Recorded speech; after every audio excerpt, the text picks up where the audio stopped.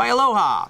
So, this video, one of the things that we've always been getting questions about is that we tend to portray Hawaii as a very positive and great place, which it is. Right. But we have sometimes people seem that we skip the negatives of being in Hawaii. Right. So our plan today is to sort of go over, you could say, the cons. There's the pros, the cons, and most people know the pros. So today is the question of maybe we should dive a little more in some of the negatives of being in Hawaii.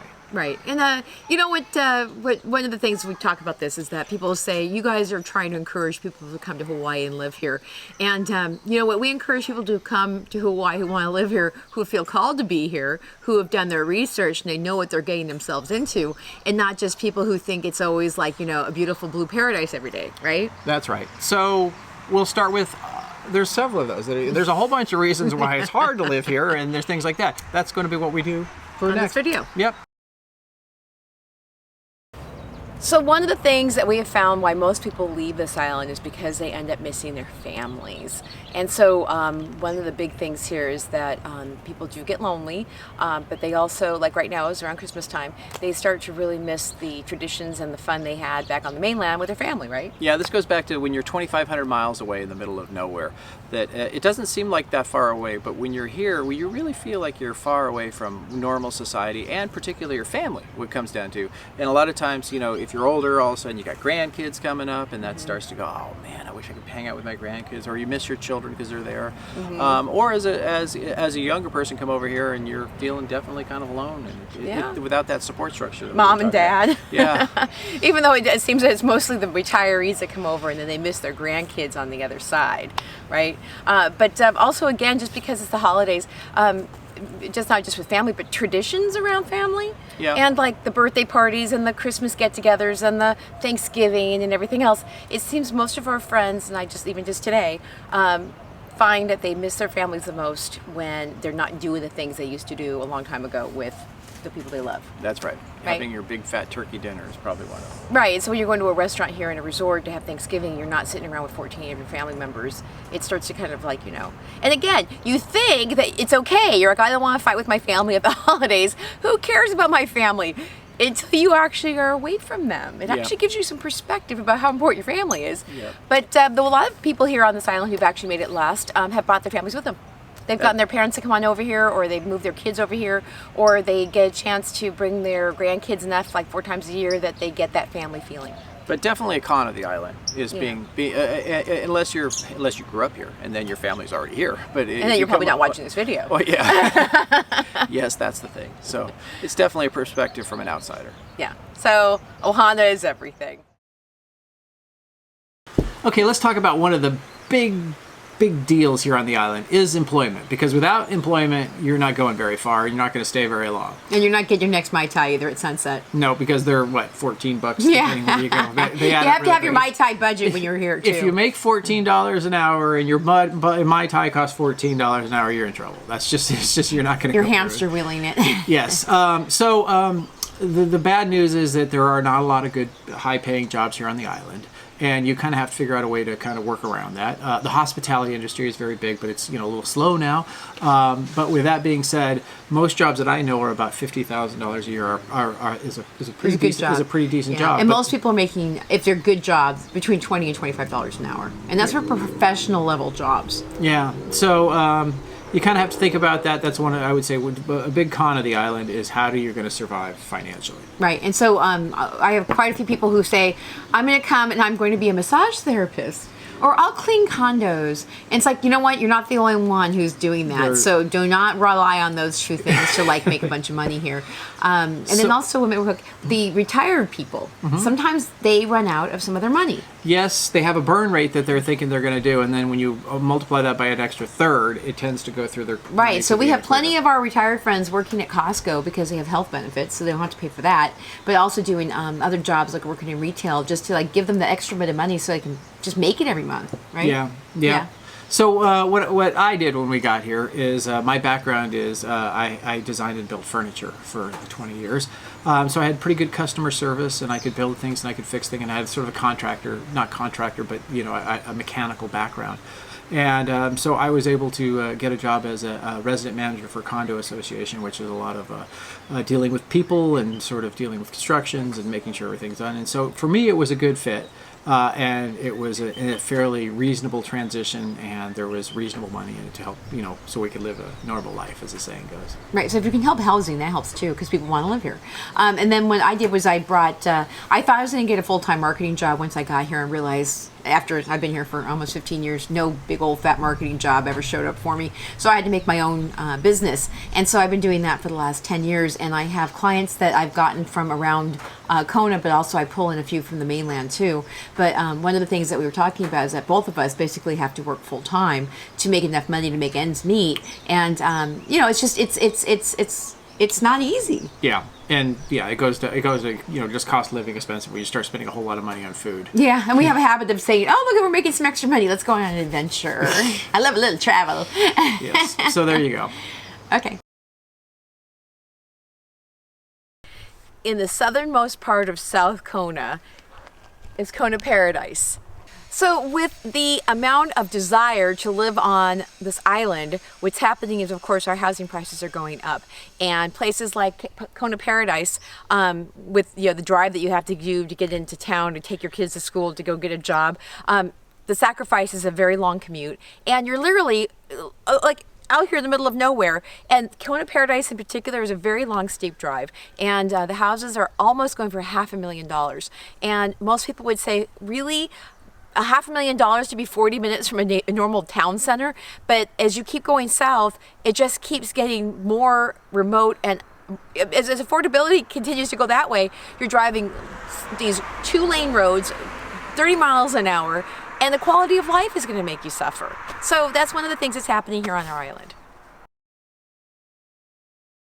So on my blog, I asked people to, obviously contact us with comments and questions, and I have been getting quite a few people who have families that want to move here, and they are looking at this environment as a fun place to raise children because we have a rural environment with farms, but one thing that happens here is there's not a lot of things to do with children.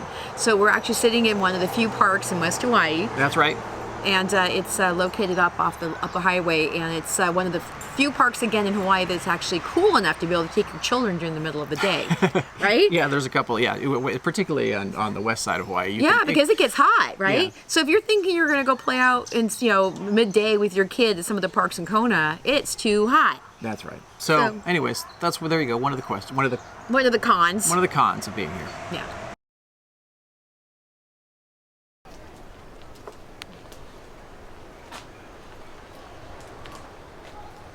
You may know that the Big Island of Hawaii has an energy source all its own. How could it not, with the volcanic energy below us? But there's another kind of energy that's here as well. Yeah, it's interesting that the island seems to be, I would say, closer. There you got the non-physical world and the physical world, and it seems that the Hawaii Island seems to be just a little bit higher, a little bit closer to the non-physical world.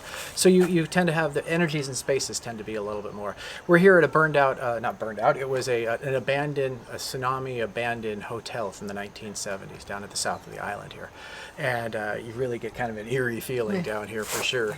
And this place might be a little haunted feeling, but there are places on the island that do feel slightly haunted, but sometimes when people come here, this energy that emanates from the whole island makes them feel good, and they feel like they belong here. Or the energy doesn't jive with your inner soul. It doesn't feel good, and you feel jittery and nervous and not feel good and stressed and all that. And eventually, sometimes we've even seen this with some people that it actually, they move. They can't take it They can't take it. And sometimes we don't know why. Yeah. But there's definitely this island, scientifically, literally, is vibrating.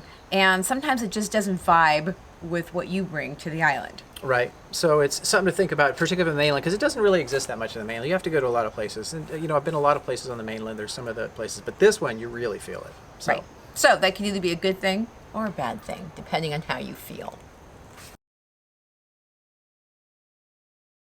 So here we are in the national park in the rain, but it goes with another kind of like feeling about, what might not be perfect about this island. and that is our healthcare system. I was going to say, wait, before we get to that, I was going to say, you never know what the weather is. Because we came up here to go for a hike, and as you can see out there, it's pouring. So that just killed it. And it would be all right that it was about a 2-hour drive to get to this hike. But we were going to do a video, so that's why we came out here, but it ain't going to happen today. It's raining. So instead, we're going to do... Yeah, we'll do that one, but get this. That's one thing about having to drive 2.5 hours to where you want to go on this island, because it could be a completely different environment and climate than when the one you just came out of, right? That's right, and it was sunny and nice in Kona when we left. And Yeah. progressively, it's been getting worse and worse. Yeah. So- Well, here we are at 62 degrees, and we're having this conversation about healthcare.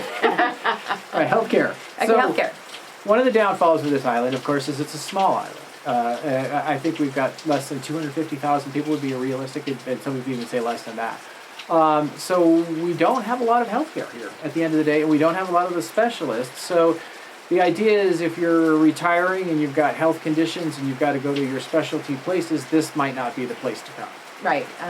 We also only have 3 hospitals on the whole. We have we North have more than Community, that. Hilo, Kona, and Ka'u. Yeah. So not that's a another lot. thing that's happened with, one of the reasons why we took COVID so seriously on this island is because there's just not a lot of beds, there's not a lot of ICU beds, right? Yeah, for that. But it also just, but they're, Well, again, I mean, specialists. things happen on this island though that, you might need some health care for it, right? Yeah. But yeah, we've seen a lot of retirees think that they were going to spend the rest of their golden years here and decide that once they ended up with things like diabetes or heart conditions, that it was just too much of a risk to have to fly to Oahu from this island to go get emergency health specialists at Kapiolani in Oahu. Right, and or to have to fly back and forth. I mean, some people have to go, once every 3-4 weeks, something like that. Yeah. You can imagine how difficult that might be. Right, and if anything really terrible happens to you on this island, you are on the life flight to Honolulu, right? That's how it goes. Yeah, and so until this island actually there has enough people to support more doctors, or doctors are coming and they don't mind, a rural lifestyle, it's pretty much going to be the way it's going to be for a while. That's right? how it is. Yeah. So healthcare, definitely something to think about. So one of the things that people always want to know about is their safety on the island, and that usually runs around crime. So the good news is that Big Island, since we have such a low population center, doesn't have as much crime as, let's say, Oahu with 1 million people in it. But it is a relatively really safe place to be. There are crimes of opportunity, however. Yes, we have a lot of cars that disappear here. That's kind of one of the biggest ones. Car theft is quite high, especially if you own a Toyota or a Honda. It's one of those things. So I would say it's definitely something. It's a con that needs to be that you should be aware of for Right. moving to the island, and also just general burglary in general. Drug use is not that bad here, and we do have a homeless population, but there's a specific. They're not everywhere because they don't have any way of getting around, so it's sort of. And I don't think the contained homeless down. people are the ones who are having problems with the crime issues. No, you're probably right. No, it's not. It doesn't Right. really. It isn't. Yeah, it seems to be like, again, crimes of opportunity. People, if you leave stuff in your car and you go to the beach and you leave your window open, they could take your stuff off your front seat. But the good news is at least we don't have signs all over the place like they do, like let's say in Maui, where it says basically, we're not responsible if you leave your car here and go hiking for a couple hours, because at least it's not that bad. And also, for the most part, we have no violent crime, right? Small violent crime. Yeah, but people are not getting murdered on the street here. Well, occasionally they do, but not often. Comparatively speaking to a large city center, it's very small. Yeah. We live in a small town. That's what happens when you have not that many 200,000 people on an island. Yep. And so again, because we're on an island, people can't go driving off, out of state with your stuff. Yep. We really to get the stuff off of here, you have to fly it out, right? Mm-hmm. Including your children. So abductions are not too high here. But the good news is that for the most part, we feel relatively safe living here, don't we? We've never been a victim of crime. Yep. So.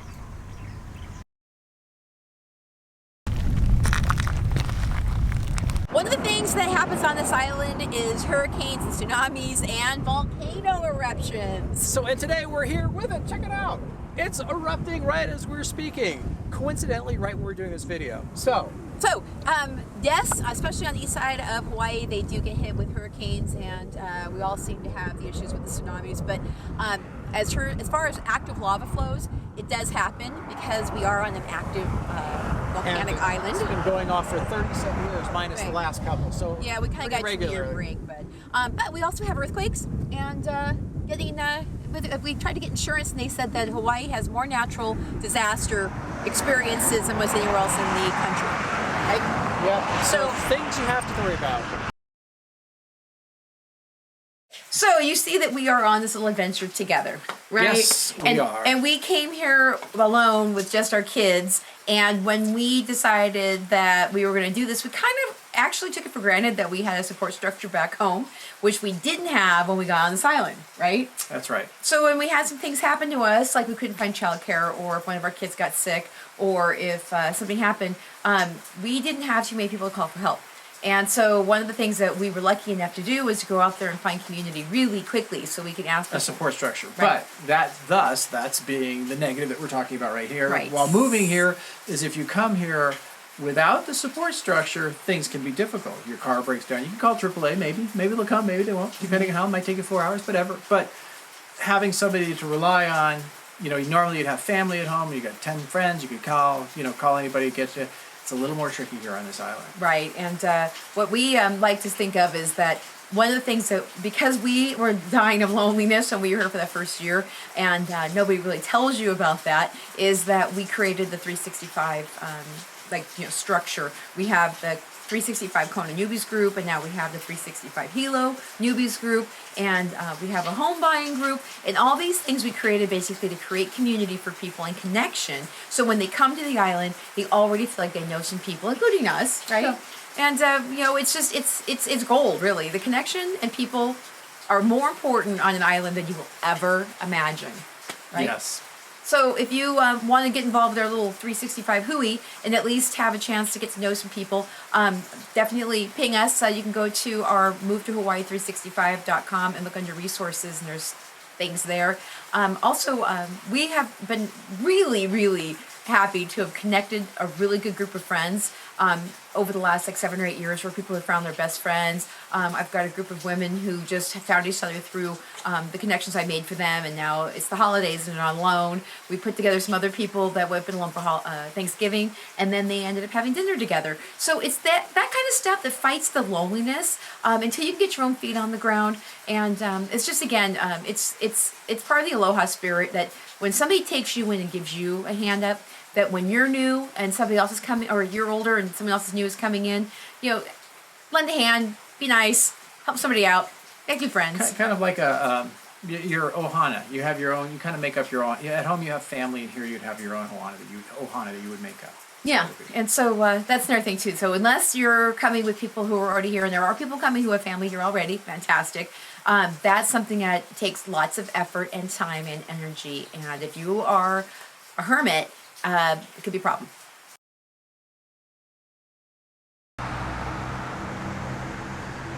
We're here at Prince Kohio Mall, the only shopping mall here on the Big Island. And that brings us to our next point of shopping and buying things and having stores to buy things. Yep. That part is always difficult.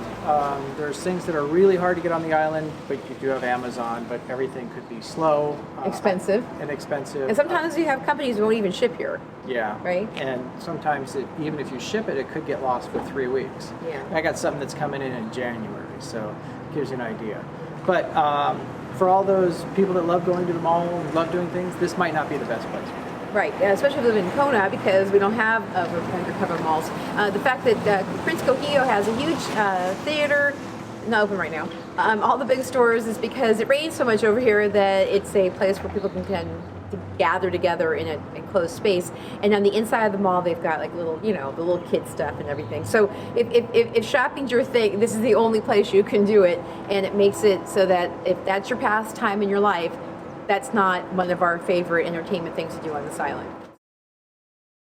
We're going to talk about pests because from the mainland, coming to Hawaii is sometimes can be shockingly difficult with the centipedes and the cockroaches and the ants and everything else that goes along with there.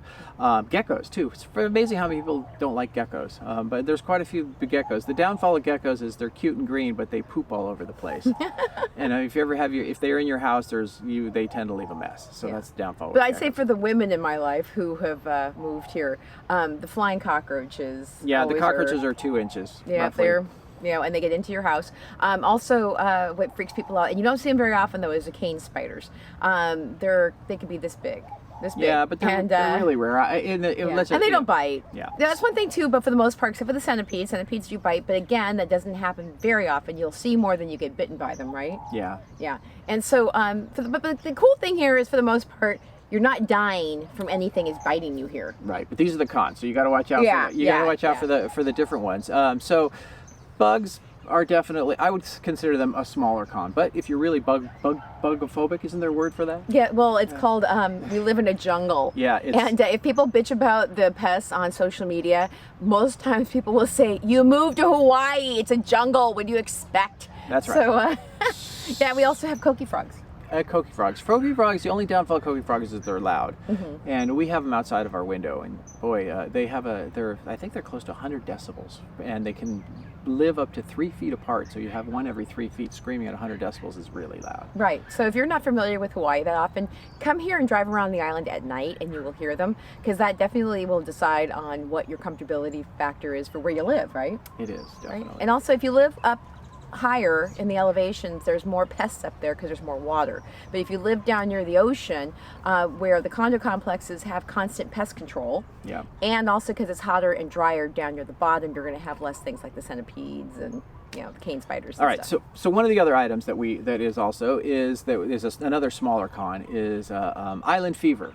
And the good news is the Big Island is pretty big, but you get it more than I do. About what do you say? How often do you feel? I like to get off the island 4 times a year. Yeah. Not this year, but but also we drive around a lot. We discover a lot of things. So. But one of the downfalls is it is an island, and you can't go anywhere more than 100 miles in any direction before you have to get on an airplane. So it definitely puts some people in that feeling. And again, it's more prevalent on Maui and Oahu than it is in Hawaii, especially, that are a lot smaller than we are.